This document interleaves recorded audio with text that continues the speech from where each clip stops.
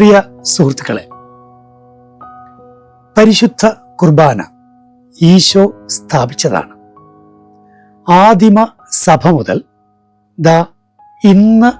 ഇന്നത്തെ സഭ വരെ പരിശുദ്ധ കുർബാന അർപ്പിച്ചിട്ടുണ്ട്. ഏറ്റവും പ്രധാനപ്പെട്ട സഭയുടെ കർമ്മമായി പരിശുദ്ധ കുർബാന ആചരണം മാറിയിട്ടുണ്ട്.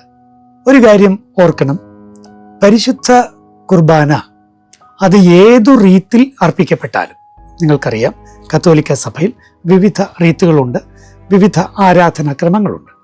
ഏതു റീത്തിൽ അർപ്പിക്കപ്പെട്ടാലും പരിശുദ്ധ കുർബാനയ്ക്ക് 2 ഭാഗങ്ങളാണ് മുഖ്യമായും ഉള്ളത്.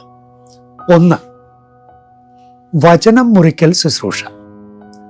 2, അപ്പം മുറിക്കൽ ശുശ്രൂഷ.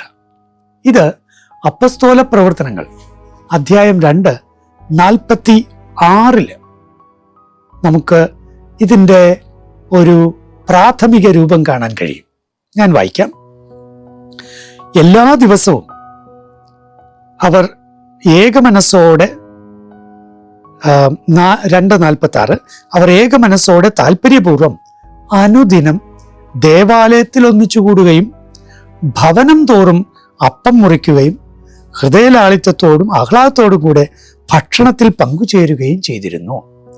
ആദിമസഭ ചെയ്ത കാര്യമാണ്. അവരാദ്യം എന്ത് ചെയ്തു? ദേവാലയത്തിൽ ഒന്നിച്ചുകൂടി. പിന്നെ എന്ത് ചെയ്തു? ഭവനം തോറും അപ്പം മുറിച്ചു. അപ്പോൾ ദേവാലയത്തിൽ ഒന്നിച്ചുകൂടിയത് വചനം ശ്രവണത്തിനാണ്. അത് വചനം നിങ്ങൾക്കറിയാവല്ലോ, ദേവാലയം എന്ന് പറയുമ്പോൾ ജെറുസലം ദേവാലയം, അവർ യഹൂദരായിരുന്നല്ലോ. അതുകൊണ്ട് ജെറുസലം ദേവാലയത്തിൽ വചന പ്രഘോഷണത്തിൽ അവർ പങ്കെടുത്തിരുന്നു. ഒപ്പം സിനഗോഗുകളിൽ വചന പ്രഘോഷണത്തിൽ പങ്കെടുത്തിരുന്നു. എന്നാൽ ഭവനങ്ങളിൽ അപ്പം മുറിച്ചിരുന്നു. പരിശുദ്ധ കുർബാനയുടെ ഈ 2 ഭാഗങ്ങൾ, അതിൻ്റെ അടിത്തറ ആദിമസഭയിലെ ഈ ശൈലിയിൽ നിന്നാണ് രൂപപ്പെട്ടിരിക്കുന്നത്. ദൈവത്തിന് നന്ദി. നിങ്ങൾക്ക് നമസ്കാരം.